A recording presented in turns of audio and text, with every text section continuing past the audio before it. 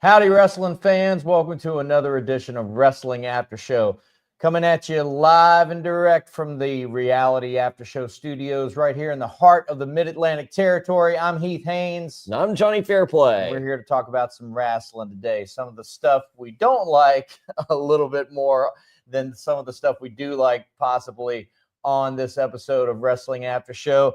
We're in the midst of the road to WrestleMania. Elimination Chamber is fastly approaching, and we have some thoughts. Also, there's been a recent rash of hirings and releases from both sides of the big professional wrestling fence, WWE and AEW, one of which we saw immediate repercussions from last night on NXT. So we're going to get into that. Plus Dexter Steele. That's right. So a little bit of my Mid-Atlantic wrap up.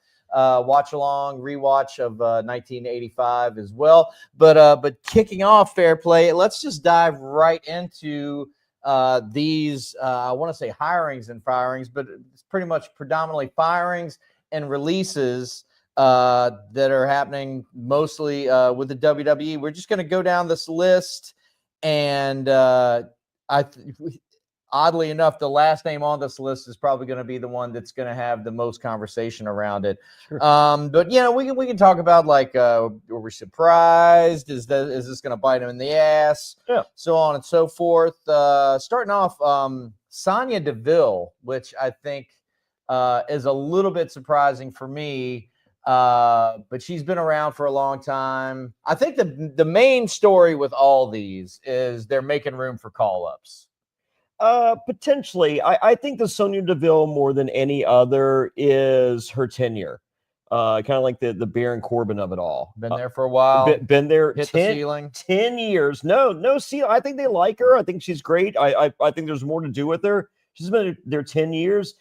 WWE has an amazing track record the past decade of when you're there, they keep bumping up your money. Okay.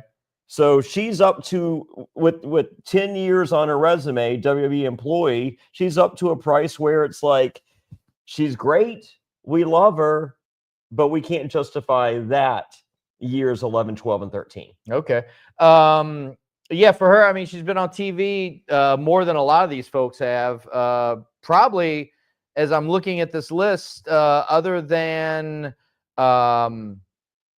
Elektra Lopez. Wait, is Elektra Lopez? That honestly, when the list came out, I'm just like, do I even know? Because Elektra Lopez is not the LWO member. She's not Zelina Vega, but, yes. but Elektra Lopez was with the sort of the bad guy LWO, Legado del Fantasma. Yes, but also not the girl that's getting a chance now that was with Swerve Strickland. BFAB. Yeah. Yes. So, but she's been on TV. But Elektra Lopez released. Sonya Deville has been on TV a lot with Pure Fusion Collective, and amazing name for one reason or another, she is not being renewed.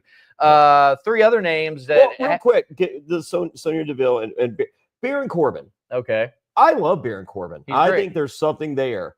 But would you find yourself in a similar situation as WWE? Is this guy? He's got a 10-year tenure here with WWE. He's making this amount of money.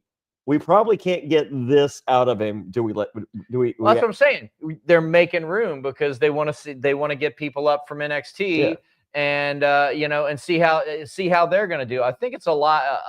The current environment seems like, here's the opportunity, and professional wrestling. I've never heard it referred to as such until recently, and this analogy makes a lot of sense. Professional wrestling is like having a movie screening with a live audience focus group that can influence the outcome on the screen as it happens. So you have, you're going to put people out there, and based on audience reaction, those are the people that are going to rise or fall or whatever. And so I think they're basically like, okay, these people have been out here for a while for one reason or another. They're not getting the response that we feel is necessary for them to continue their presence on the show. So let's clear them out, bring up some new people, and see how the audience reacts to, this new crop. But like, well, let's look at an R-Truth, for example. Okay. They have to be excited with what they have in R-Truth and what they get out of R-Truth. Yeah, totally. Yeah. Versus a Baron Corbin, who I think is great. I would love to have a Baron Corbin, but versus that 10-year contract versus, what can we get out of name your own NXT the sweet ass Ethan Page. Yeah. Yeah, exactly. They're just, I think they need to bring some of these people up just to see what the reaction is going to get. But two names that were didn't catch on, did it? The sweet ass. I don't think it did. Okay. Occam and Razor from Authors of Pain, along with their manager Paul Ellering.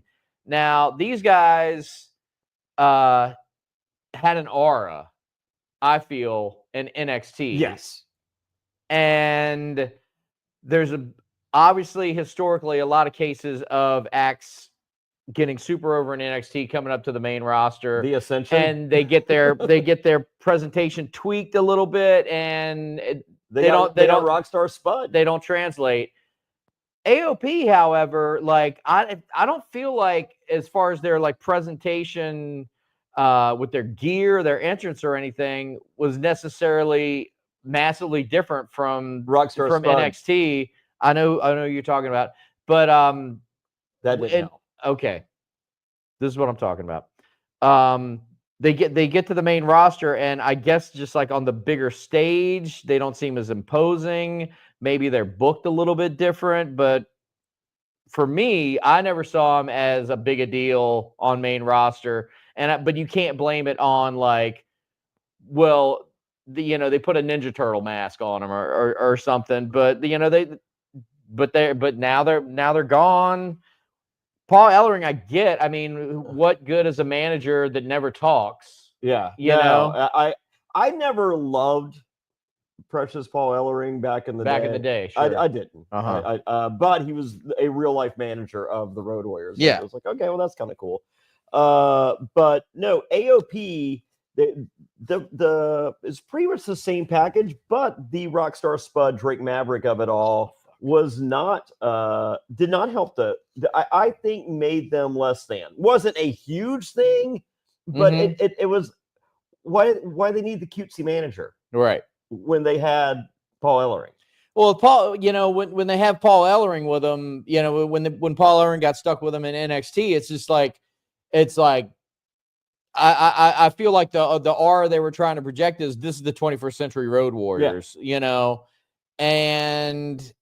but main roster, I don't know, but they're gone. Karrion Kross once again is left. I really hope they don't shit can him, because I'm one of those, not because of anything he ever does on TV, but I think there's something there. I like his current character of I think Alfred Konuwa stated it best in a tweet. He said Karrion Kross is like the insurance salesman backstage, but instead of insurance, he's selling heel turns. Okay. Did you like the Sean O'Hare clip? It's just like, but I'm not telling you anything you don't already know. Yeah, that was good. I wish they would give Karrion Kross that much time to do his thing on TV, because right now he's just the guy whispering in people's ears and stuff. Yeah. They need a little more, like, I feel like we're supposed to know that he's supposed to be the Sean O'Hare character. Like, that's his character. Okay. But they're not telling, like, we need that vignette to tell us that.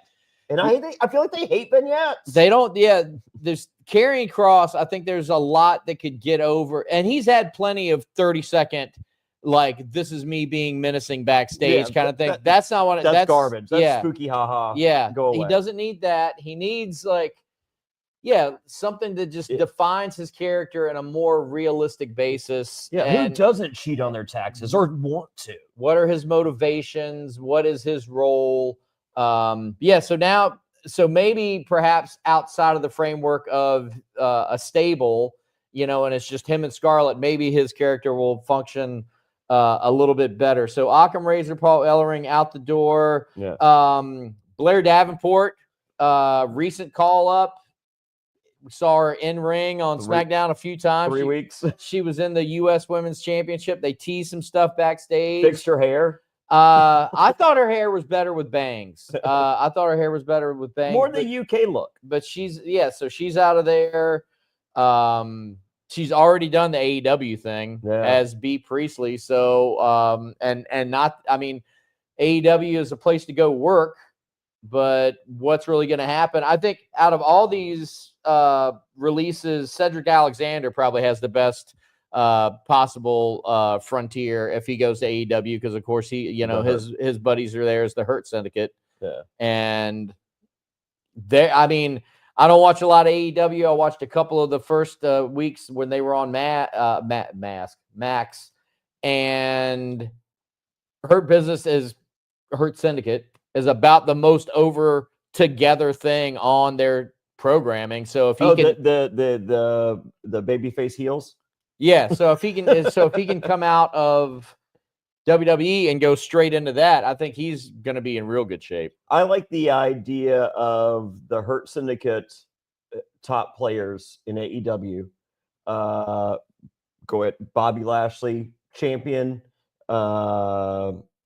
Ricochet, the TBS champion or whatever, Continental champion, whatever. Give him the secondary title, whatever that is. And then Shelton and Cedric, the tag team champions. Sorry, I keep fucking with this mic. I might just hold it. That'd be great. Is Ricochet with those guys now? No, but I think he will be. That's good. That's going to come along. Yeah.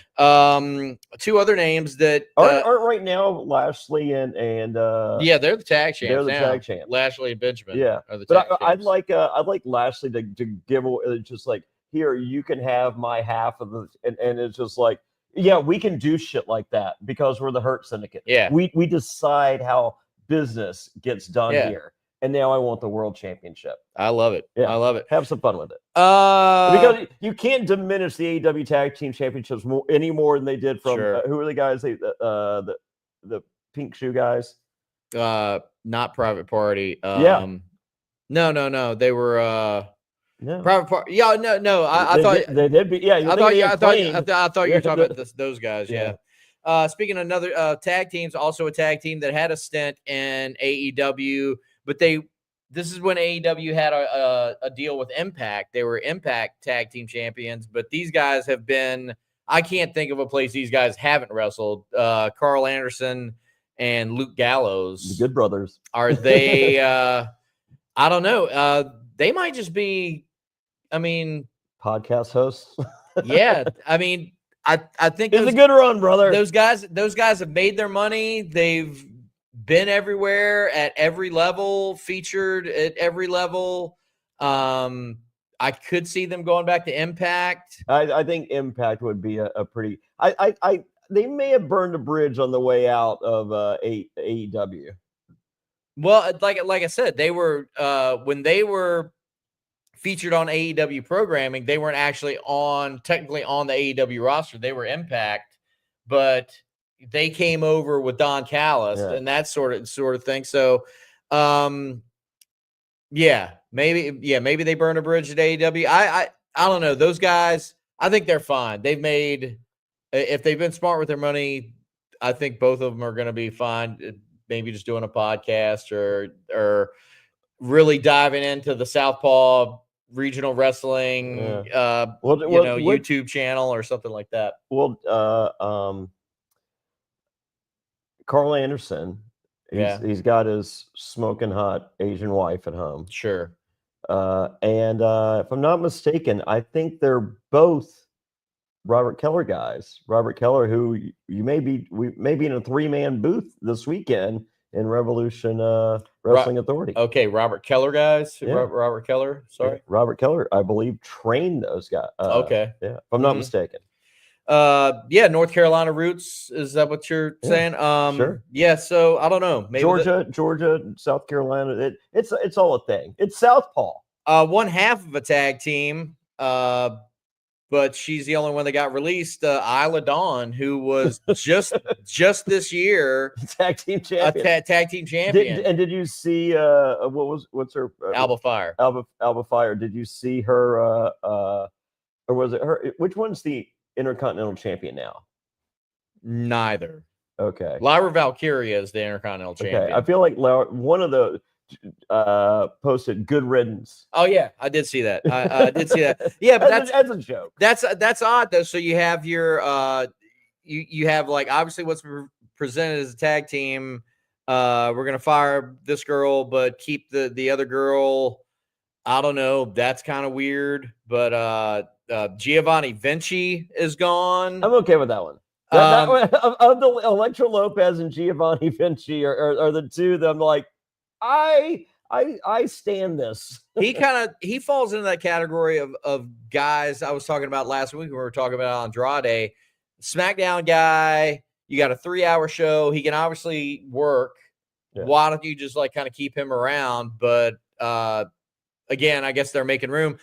But with him, you know, they shit can him from Imperium. Yeah. He goes over to SmackDown. They give him this whole new Playboy vignettes. The vignettes I've been asking for. He got vignettes. That costs money, you know? And then they bring him out 2 weeks in a row and have him get like rolled up by Apollo Crews. Yeah. And then they're like, okay, you're done. And it's like going back to my point earlier. It's like, okay, you can say maybe the office is saying, well, Giovanni Vinci is not getting the response that, you know, he needs to get. Well, I mean, you didn't put him in a position to get any kind of response other than he didn't even have a match. Yeah. Yeah. So that's wild. But that gimmick that they gave him is the gimmick. Who was all right? 3MB was Drew McIntyre, Heath Slater, and Jinder Mahal. Jinder Mahal. I felt when they gave Jinder Mahal the championship, they should have given him that Giovanni Vinci gimmick. International Playboy. The Persian asshole at the VIP at the bar. Sure. Like just except he's Indian. Fine, but he doesn't have to be Persian. I'm saying that the Persian guy in VIP, that's the asshole. I got you. That's Jinder Mahal, not the Maharaja. Like that. Yeah. What did that mean? Yeah, exactly. What is the modern day Maharaja? Yeah. Versus the asshole Persian guy at the VIP. Like and they said that a lot too. Yes. So I think he could have been the modern day $1 Million Man. But it was just so one dimensional versus, you know, give this guy layers, because I you know, even though the vignettes were you know, cheesy 80s, 90s vignettes, there was an extra layer of what he could have been if he was someone like the modern day Maharaja. Ill-defined character, for sure. We spoke about Electra Lopez a little bit. An earlier release that was sort of before this big batch of releases that we heard about last week was Duke Hudson. For his birthday from NXT. Was that his birthday? Really? His birthday was this week. So I think they did it a week or like a few days earlier. So it was a little more separated from his birthday. I don't know much about Duke Hudson other than, you know, he was in the Chase U stable, and we've made our feelings very well known about Chase U. But Duke Hudson, primarily I'm familiar with just because in GM mode and 2K25, he's like always a go-to for me because he's cheap, but he's a babyface fighter. So in GM mode, everybody has like a class. You have fighters, bruisers, giants, and cruisers, and you have to match them up according to their classes to get to have good star ratings. Dave Meltzer. And he's a babyface fighter with a mic skill of 4, which is 5 is the best. Oh, and wow. So he's got a high mic skill, which basically means if you put him in a promo segment, if he does self promo, he's going to be able to get over and increase his popularity. He's going to talk him into the seats, brother. He's going to talk him into the seats. if you put him in a call out promo, he's going to have a higher likelihood of starting a feud. And so he's cheap. He's inexpensive because, he's like a newer guy. So like every time I see Duke Hudson available for draft, it's like, boom, Duke Hudson, which is ironic that they do all these cuts right before the new video game is supposed to come out. So you got to think all these people are going to be in the game. Sure. They've spent all these man hours on the game, getting the characters right, their entrances, their move sets, everything, their renders, and it's like, okay, now we just like fucking fired half of them. So like the guys, not half. Not half of them. The guys and girls in the 2K offices have to be a little like, come on, man. Yeah, but aren't they still in the game? Yeah, they're still going to be in the game. They don't delete them from the game. No, they don't. No, once the game comes out, the roster is the roster. So like the game hasn't officially come out, right? But yeah, I'm sure they're not going to take people out of the game at this point. I don't think. I mean, I would imagine any of these folks that just got released that are in the game, whatever the current model is, they don't want to go back and start taking people out. I have friends at 2K. Should I ask that they be removed? I don't know that you should, because if Duke Hudson's still in there, I still want to use him in my GM mode. You need him? He's awesome. Okay. I love him. But I mean, I feel like they've made enough money. The 2K guys or the everyone. Everyone. The one firing that I'm really concerned about not being in 2K is Samantha Irvin. Oh, yeah. Because the ring announcing in 2K, I imagine there's a good deal of recording that those performers have to do. Well, we were informed at the Royal Rumble that the greatest announcer in all of sports and entertainment is Alicia. What is her last name? I want to say Masters, but it's not Alicia Fox, and it's not Alicia Keys. It's not Alicia Keys. It's Alicia Silverstone. I don't know. It's not. Crush. It's not Lillian Garcia, who is the fucking worst. It is not. She's the fucking worst, and so I'm really hoping. Why the long face? I hope Samantha Irvin still. I hope they still use her in the game, because if Lillian Garcia is in the game, that's going to be a problem for me. So that's all the releases on the WWE side. AEW got in on the action and released a few names who were all sort of in the pipeline. Well, there's one more that I wish had been added to the pipeline. Well, Aleister Black or Malachi Black is out of there. Miro, these are both guys that Miro, we know, definitely requested his release a while back. Granted that release. Aleister Black is out of there. And first off, before we get into the last name, those two guys, we're still missing one name. What was your other one? Ray Fenix has not been released. Has not. Yeah, he's missing from that list. He's missing from the list. Aleister Black, Miro, they both WWE, been there, done that. I'm sure they would both like to go to WWE. Miro just seems like a fucking hard case, though. Like anything you do with that guy, he's like not happy unless he's doing exactly what he wants to do. Well, let him do exactly what he wants to do. Which is like what exactly it. But every time he does something, it always seemed to involve Lana, and now that's not a thing anymore. See, his former wife, CJ Parker. Are they back together though? I don't think so. I haven't heard that. I feel like she was in he was in her Instagram, and then maybe they're since the break. Maybe they're just gonna have a professional working relationship. I don't know, but I mean, as much as I want to like Miro, I think he is. I mean, if you want to have him just be a monster heel and fucking wreck everybody, there you go. If you're not gonna do that, I'm not interested. Well, you don't like the Rusev Day? I don't like it. Well, no, that was pretty good. That was pretty good, but that was organic. But that was also. Rusev Day wouldn't have been a thing without the other guy. The guy that was like, that did the, Rusev Day, who the one half of the Vaudevillians, who was doing the entrance, so it's like Miro is by himself. It seems like he always has to be intertwined with somebody. There's someone on the roster that can say Rusev Day that's being underutilized. Maybe the guy with the sweater vest from Chase U. He can say Rusev Day. Why don't you Aleister Black, I'm not interested in him coming back as Spooky whatever the fuck. We already got that with Wyatt Six. Spooky Bollocks, as our friend says. How about put Aleister Black with the Spooky Bollocks and make it not Spooky Bollocks? No, what if they put Aleister Black with Miro? and say Rusev Day and just have and they're the renegades, they're the outcasts, they're the whatever. Oh, the Radicals. Exactly, the Radicals. Ooh, would you like a new Radicals? Who is the group in NXT?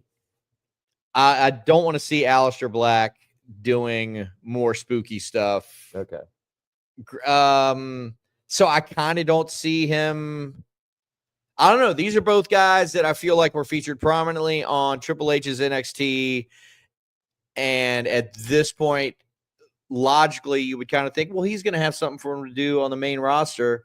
But I kind of don't see it. I kind of don't see it happening. Well, the rumor and innuendo was potentially like Aleister Black could have been made available for the Royal Rumble.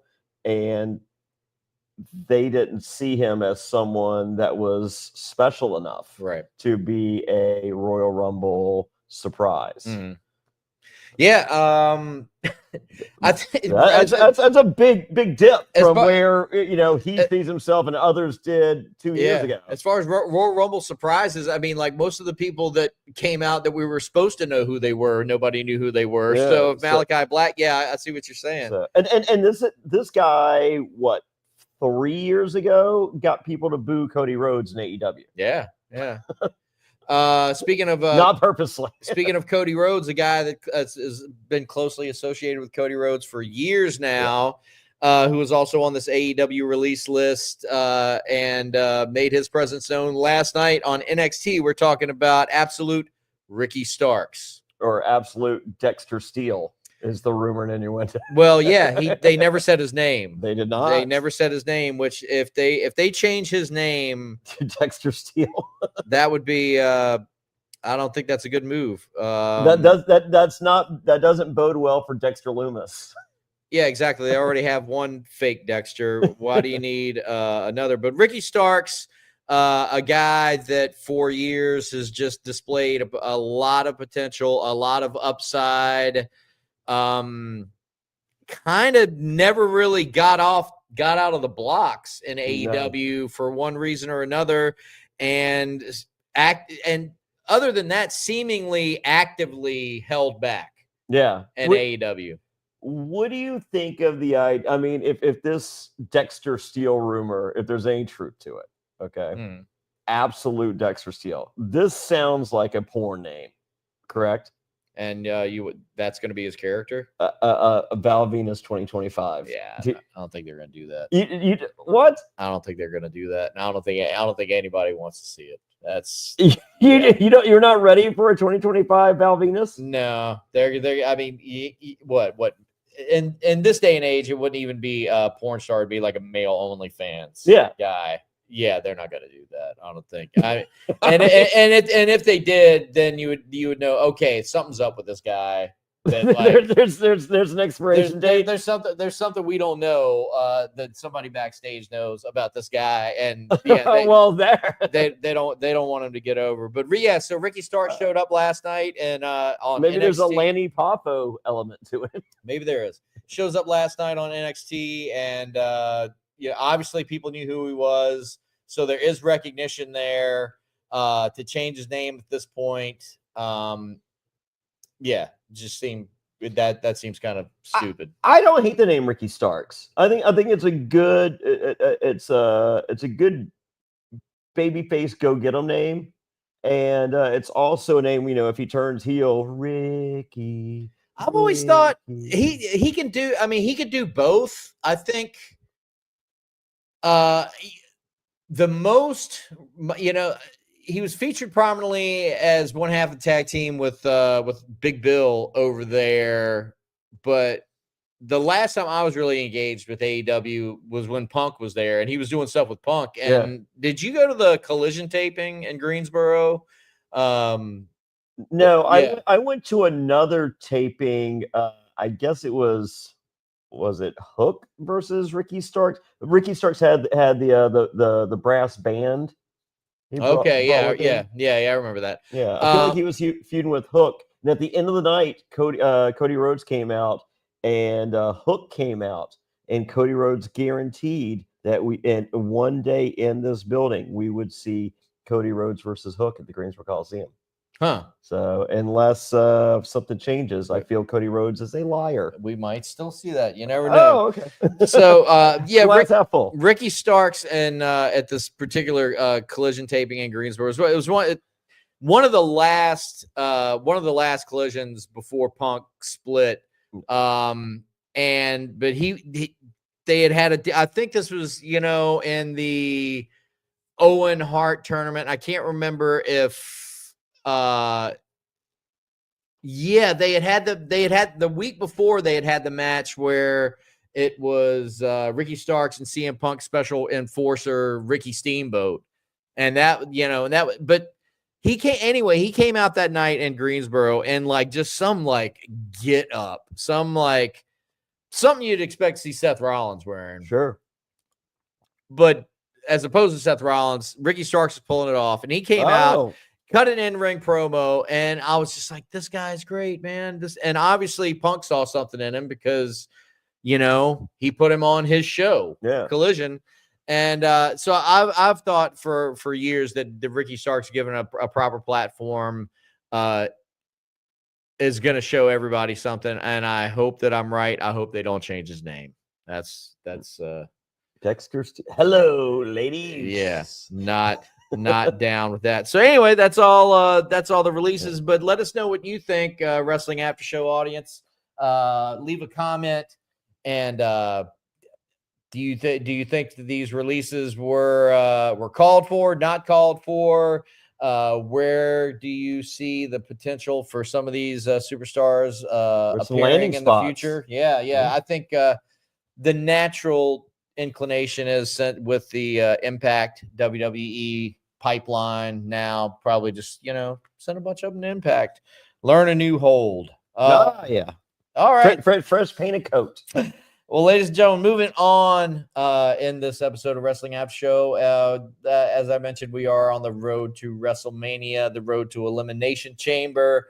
On Monday night, we had one of our Royal Rumble winners declare for his match at WrestleMania. That, of course, main event, Jey Uso was going to wrestle Gunther for the World Heavyweight Championship. But as of yet, the winner of the Women's Royal Rumble, Charlotte Flair, has yet to declare. She had a segment on Monday Night Raw last week, which we spoke a little bit about.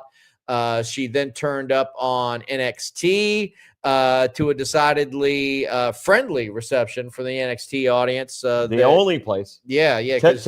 Dipping the toe in the water across the brands. Kind of the homegrown hero there. And then she showed up at SmackDown and, had a segment with her and Tiffany Stratton, which is featured in the thumbnail of this particular video. And I just got to say, man, I'm interested in a Charlotte Flair, Tiffany Stratton matchup, but not this year. Not WrestleMania. Or not WrestleMania this year. I don't think the argument can be made, it's like a passing of the torch. I don't think Tiffany Stratton is ready for that torch yet. She's not at that position yet. She needs a couple more years before you have that sort of moment. I think and Charlotte Flair has some years left too. She's not necessarily ready to pass the torch. Yeah. That's why my vote is, and I said it here on the show last week. If you've got a healthy Charlotte Flair and you've got a healthy Rhea Ripley, that's your WrestleMania matchup, in my opinion. And that's what I'm still hoping for. But that is not the opinion of a lot of folks out there. A lot of people are calling for this Charlotte Flair, Tiffany Stratton sort of thing. Fairplay, what do you think? Well, who do we think wins the Women's Elimination Chamber? That's where it goes for you? Yeah. I don't know. I think anybody who wins that Elimination Chamber from Bianca, I think Bianca Belair, Tiffany Stratton, I think that's the match. That's a great match. That's the match I would prefer to see. I don't need okay, say Bianca turns heel and she's the one that pushed Jade Cargill off the cliff or whatever. Mhm. There's a lot of work to get her from SmackDown and all the implications of that, the Jade Cargill of it all, to get to Rhea Ripley. And yes, there's some time, but just I feel like too many moving parts.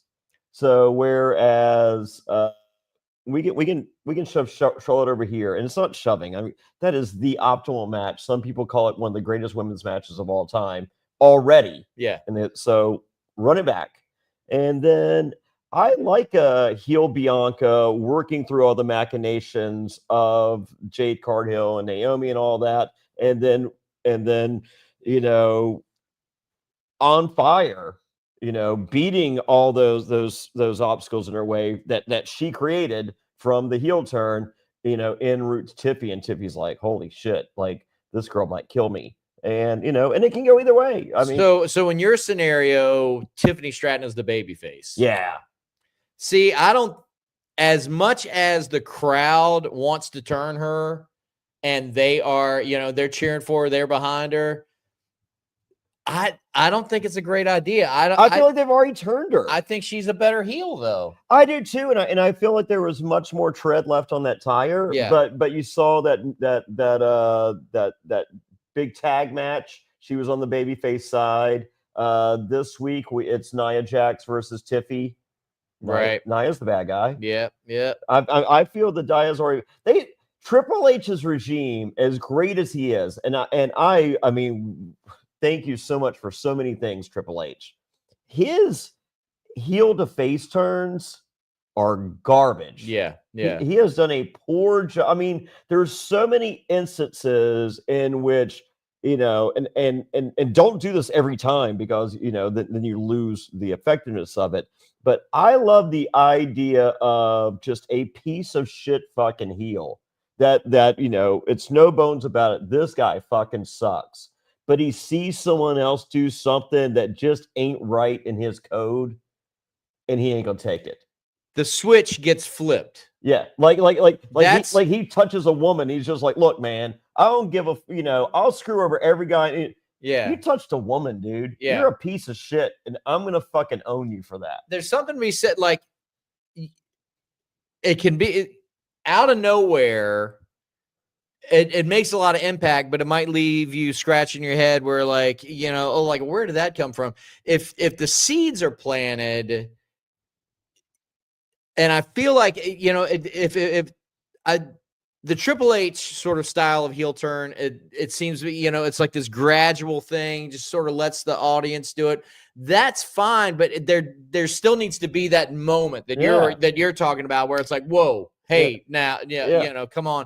And that's not what is happening. We've seen it so many times. What's the guy, like Elton Prince and those guys? Like those are baby faces now, but they didn't turn. Gunther, it seemed like they were testing those waters with him. Thank God it didn't. And it didn't take. And I was hoping that was going to be the case. There's been others, too. Bailey. The Damage Control. Right. I was hoping it was going to be the case with Tiffany Stratton where like, okay, well, maybe just like test the waters. Okay, people are behind her, but like obviously she's still super snotty. Seth Rollins turned into a babyface, not because he did anything good, just because the bad guys didn't want him. Yeah. So with Tiffany Stratton, I'd much rather see a heel Tiffany Stratton and a babyface Bianca Belair. I think the Jade Cargill stuff is dead in the water, and I think they know the Jade Cargill stuff is dead in the water. She's dead in the water in ring, nobody cares about. I don't feel like enough has been made of that story in subsequent months at this point. They still vaguely mentioned it though. I don't feel like enough has been made of that story in subsequent months to deserve a big WrestleMania program. No. And that would be you.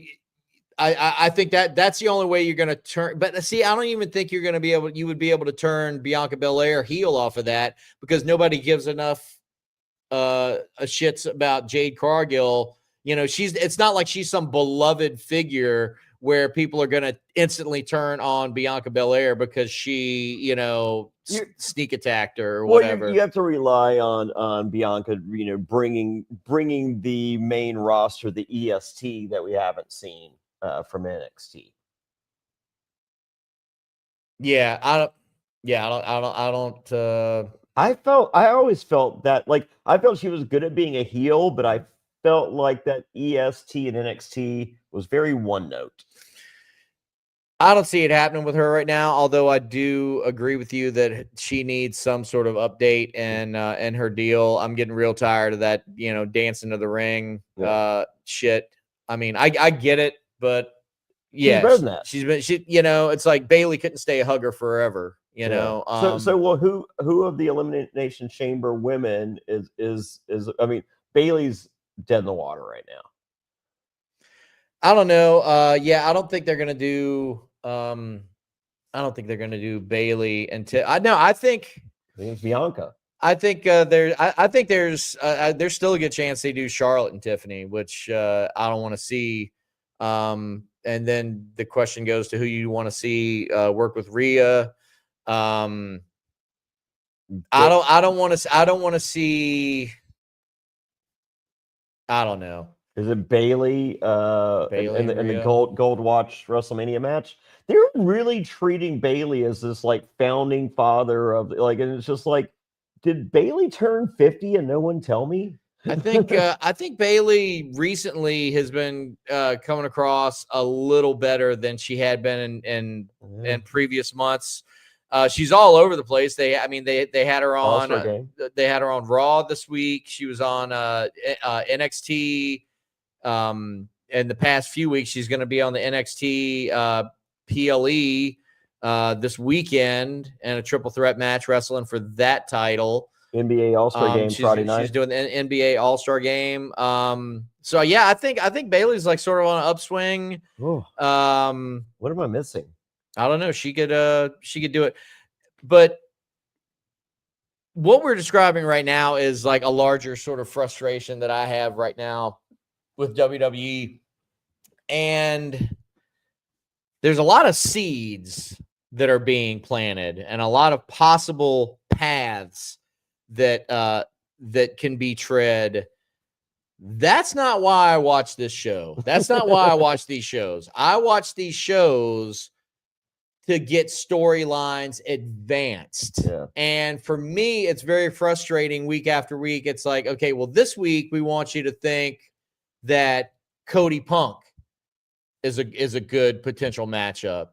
And this week we want you to think that Punk Cena is a good thing. And this week we want you to, and I'm using Punk in all these scenarios, but this week we want you to think that Punk Logan is a thing. And it's like, while these all create good segments for TV, because like that Cody Punk in-ring promo segment from a few weeks ago, that was an all-timer. That was one of the better of this collection. Getting to see Punk and Logan in-ring going back and forth on the mics this week wasn't an all-timer segment, but it was pretty good. It works as a SummerSlam main event. I love to see how Logan Paul works the crowd every time. Now that the crowd post Dominic Mysterio has learned that, like, oh, we're supposed to boo some of these guys, and they have and as the modern day audiences are all about the participation. So now that they understand that, like,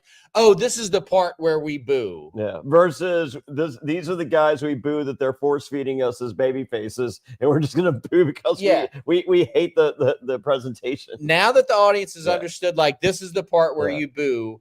And you know, they're still doing it to Dom. They're doing it to New Day, which is another thing I've got to call out. The whole New Day heel turn, as promising as it seemed at the start, has been just fucking a failure. And it's specifically because it's how those guys are handling the boos. In my opinion, the way to handle the boos is the way Logan Paul does it. Yeah. where you just boo. you keep talking and then like, oh, you're going to boo louder. Yeah. How about that? You boo me because you love me. So the way the New Day does it, and the way that Dominic Mysterio does it is, the whole like, it's like, no, dude, just say your fucking thing. That's 1985 heel. It's fucking lame, and it makes me not care about any of the New Day shit now, even though they did the sneak attack on Rey Mysterio, and that's obviously where they're going for WrestleMania, I think. I like the sneak attack in that it closed the show, but this slow burn on this heel turn, it's too long. Yeah, we should have been working our way towards a WrestleMania tag team turmoil match in which the New Day is winning the belts from War Machine or War Raiders. Yeah, they're still not. Yeah. But beside that was a sidebar to my larger point of all these seeds being planted, all this, to me, it's just like confused storyline.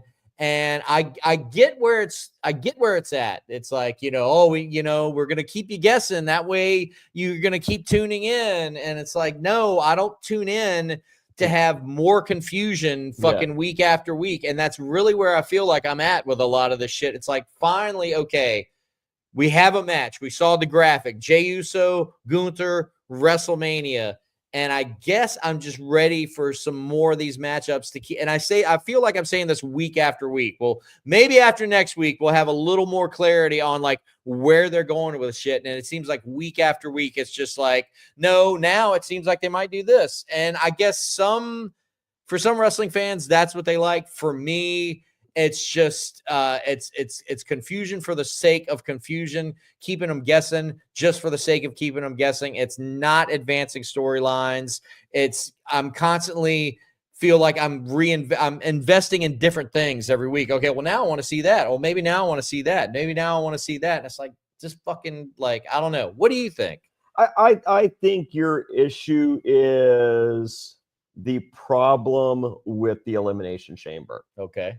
If the Elimination Chamber was not there to set up the other two quote unquote main events of WrestleMania, then this wouldn't be a problem. They could just get along with fucking we could move along. So no, to keep that wonder and intrigue there for the much lesser of the two Royal Rumble versus the Elimination Chamber, that lesser deal, that they keep that intrigue and what was cool going into the Royal Rumble to throw out other scenarios. It's just like, all right, I got it. There's 8 different possibilities, but like, I don't care about 6 of the 8. Yeah. That's the problem. So I think once Elimination Chamber's done, we're done playing Imagine the Possibilities. We're now playing Here We Go. And I feel like part of my general feeling about everything that's going on right now is the existential dread that lies in the back of my conscience that, are they really going to fucking do Cody Cena? I hope not. I hope not. I don't think everyone, but I think that's what they're going to fucking do. Everyone I've talked to, no one wants to see that. Yeah, nobody wants to see that. I think that's what they're going to fucking do. So like, I can live with it. Fucks. I love Drew, but I can live with Drew Priest. If this is what has to happen, yeah, I can live with Drew Priest. I can live with Rollins Roman to get Punk Cody and Dickhead versus John Cena. Logan Paul. Yeah. Your boy. My boy. I love it. Yeah, you do. He's a great dickhead. He is. Yeah. He is. Yeah, I could I can go with. I'm good with all those. Yeah. But man, I really think they're gonna do I'm just afraid they're gonna do Cody Cena and try to make people care, and then we get a 3-way for the other, and then we don't with nothing at stake. I'm so over trying to fantasy book at this point, and maybe you're right. Maybe after Elimination Chamber that it'll get fun again, but right now it's not fun. Let me ask you this other little thing, and this might be a nitpicky wrestling nerd thing. Okay, so 6 spots for Elimination Chamber. John Cena takes one of them. Sure. So now you have 5 spots. So we're going to have some matches. We got 6 guys from Raw, 6 guys from SmackDown. They're going to wrestle for the other 5 spots. The Raw guys, they pair them off in one-on-one single matches. So in order to get his position in Elimination Chamber, CM Punk only has to beat Sami Zayn. Sure. That's a tall order. Logan Paul only has to beat Rey Mysterio. Short order. The SmackDown guys, however, have to win fucking triple threat matches. Yeah. How is that fucking fair? Because it's a 3-hour show. All the more reason to have to have an extra match. Why put, I guess, yeah. No. Anything that involves Braun Strowman getting screwed, I'm all for. So this week we're gonna have Braun Strowman, Jacob Fatu, and whoever's going to win that match, because neither one of those guys are going to win that match. Correct. Who was the other guy? Who's to say? LA Knight? No, because he was Damian Priest. Yeah, Damian Priest. Yeah, so Damian Priest in the Elimination Chamber. Oh, your boy LA Knight got called out for getting his shit in, and then he called himself out for getting his shit in. Yeah, I rewatched that. If anybody was pissed off at LA Knight, they really don't have much of a leg to stand on, because he did not did not do any more or any less than anything anybody else fucking did. Yeah. I think it was poor timing in that spot of that elimination, but also it's like they did, they didn't do enough to make the elimination that was supposed to be dramatic, that's supposed to supposedly set up Drew McIntyre and Damian Priest. I feel like they didn't do enough to make it that important. Well, the fact that they bumped into Logan Paul or whoever the fuck on the way out of the ring didn't change it. Well, I felt like they did because like when Damian Priest eliminated Drew McIntyre, I'm like, oh, I guess we're going with Damian Priest, Drew McIntyre. So that part accomplished that. But if we got this whole side story of LA Knight needs to get his shit in and Drew McIntyre wants to kick his shit in, I'm all for that match. Yeah. I think I'd rather see that at WrestleMania than Damian Priest. That, Drew McIntyre came out after the Rumble and all that shit, and he did an Instagram reel or whatever, and he was like, if you don't see me do it on TV and you don't hear it come out of my mouth, it's fucking bullshit. Mm-hmm. So like, I like that because it's just so all that stuff that we heard, it either didn't happen or it did happen to a small extent. But the fact that they used it on TV, I thought was pretty interesting. And I love that entrance ramp promo that LA Knight cut going to that match. Where I didn't like the Drew McIntyre. Oh, I love that. I was like, why has nobody said that? It's right there. It's so I don't know. It's 80s baby. Like I love it. It's super pro wrestling for me, man. Yeah, it's pro wrestling. Well, speaking of, we're running out of time, but speaking of 80s pro wrestling, great segue. Thanks. In my rewatch, continuing of the 40th anniversary of the 50th anniversary of Jim Crockett Promotions. Sure. 1985. I'm rewatching it week by week. Right now, as it stands, it's only 2 hours a week, not even, because there's commercial breaks. Right. But I'm watching Mid-Atlantic Wrestling and Worldwide Wrestling, which were the 2 syndicated programs. The one I actually watched this week was emanating from WSET Channel 13, which is where that was the Worldwide. Yeah, that would come on Friday nights at 11:15 p.m. Yeah, our news was cut short to 15 minutes on Friday nights because people could not wait for professional wrestling in this area. So it's basically just like what happened in high school football, who got shot, the weather for the ball, the weather, and fucking here's Worldwide Wrestling. Yeah. So it's this week, and this was actually on the Mid-Atlantic Wrestling for this week, but we got a Tully Blanchard TV title defense against Raging Bull Manny Fernandez, and it was fucking dot. Tully Blanchard is the greatest. And in this early 1985 him and Wahoo McDaniel are like the top heels, and then JJ Dillon, like the long rider, Ron Bass and Black Bart are like sort of right under them, and as far as like the heel hierarchy, and then bottom of the heel ladder is Paul Jones guys, which are at this point Superstar Billy Graham and the Barbarian. I'll get to them in a second. I got a real quick question. Yeah, Billy Graham, there's just nothing left in the tank. No, he's doing it's the Kung Fu gimmick. Yeah. Which obviously this man has maybe, I don't even think he's ever even seen a Kung Fu movie. Sure. So I think somebody told him this is what Kung Fu is. And so he just does that. But no, Tully Blanchard is so good. Everything he does in the ring and on promo, he is easily the best promo in Mid-Atlantic Wrestling at this point, and it's great. He's doing a thing with Dusty right now. Dusty is one half of the tag team champions with Manny Fernandez. They never appear together. They never appear with the belts.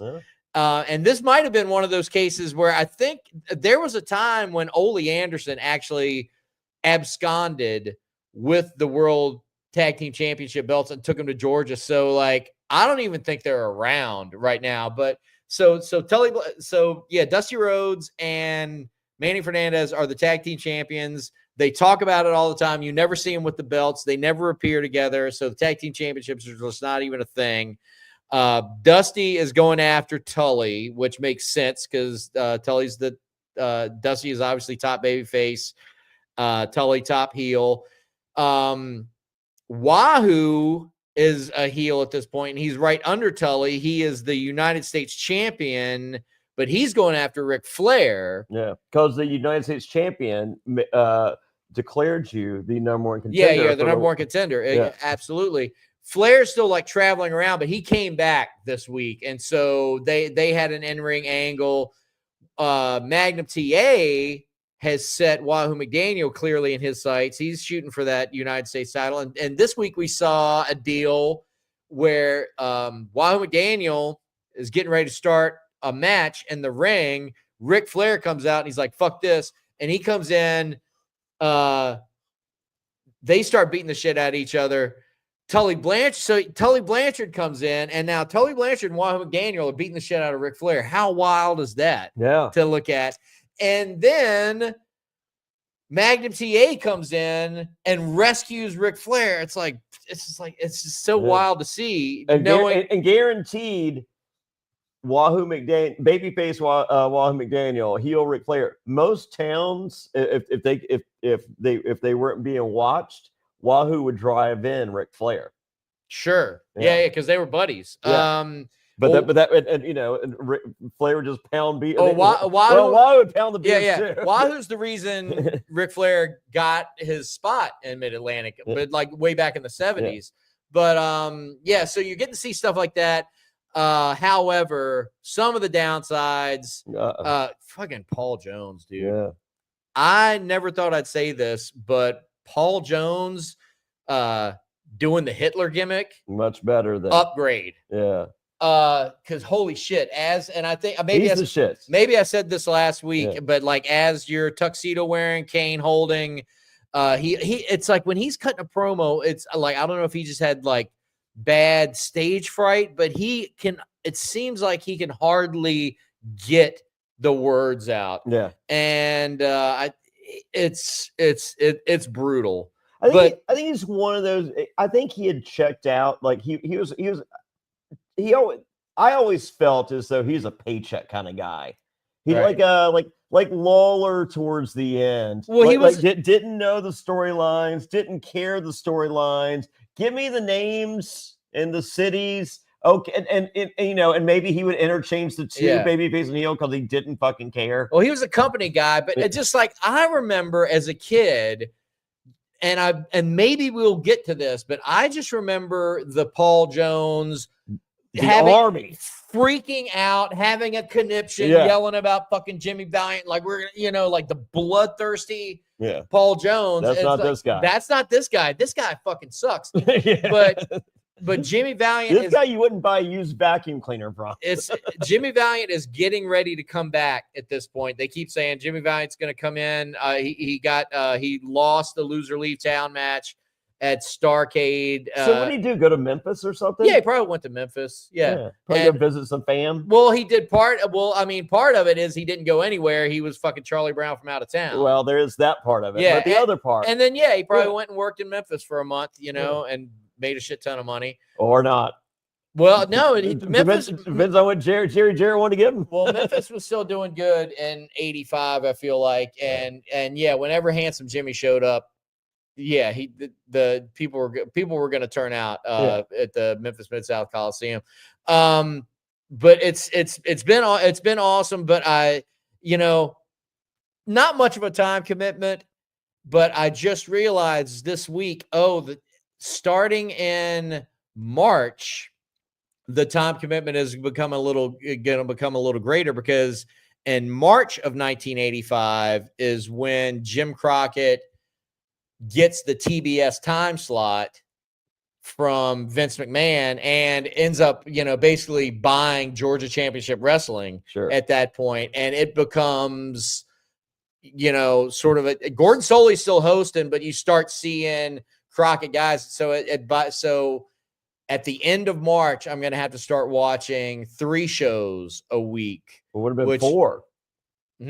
4. So you got so I remember as a kid, there was a Saturday morning TBS show. There was. And then there was the 605. So what happened? What was that? What was the Saturday morning show? So for years on TBS, Ole Anderson, Georgia Championship Wrestling, had that 605 time slot. In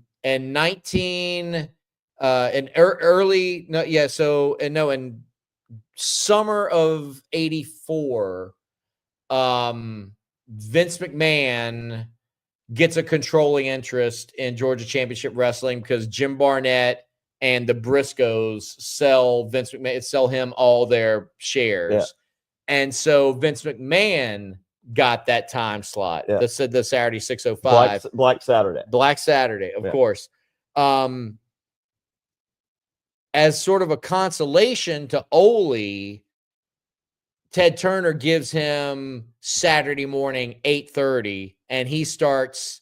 It's not Georgia Championship Wrestling anymore. Now it's Championship Wrestling from Georgia. Okay. And that's where the Saturday morning time slot got created. But then also at this time, Bill Watts got a time slot on TBS on Sundays. And that show was actually higher rated than either one of the other 2 wrestling shows. And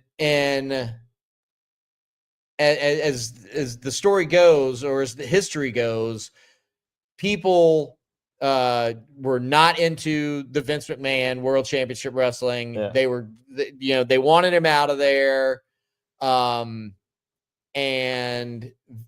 Ted Turner was like, Vince, you either got to sell this time slot or I'm kicking you off the air. Yeah. Word is that if he had to kick him off the air, Bill Watts was going to get that time slot. And just think of how different the wrestling landscape would have been. But instead, he did sell it, and he sold it to Crockett, and then Crockett got that 605 time slot.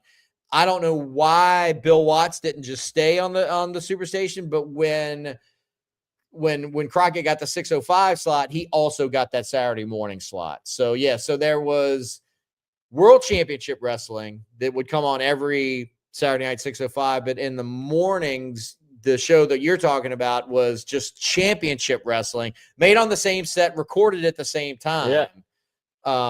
They would use that more times than not to be like, tonight you're not going to believe at 6:05 we've got this, and they would record them, all. Yeah. They recorded at the same time.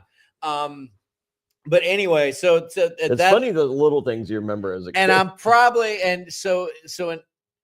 as far as a time commitment, I'm probably not going to watch that Saturday morning show. Okay. But Is it available? I've never seen it. It's not on the network. Sure. I bet most people haven't even thought about it. Yeah.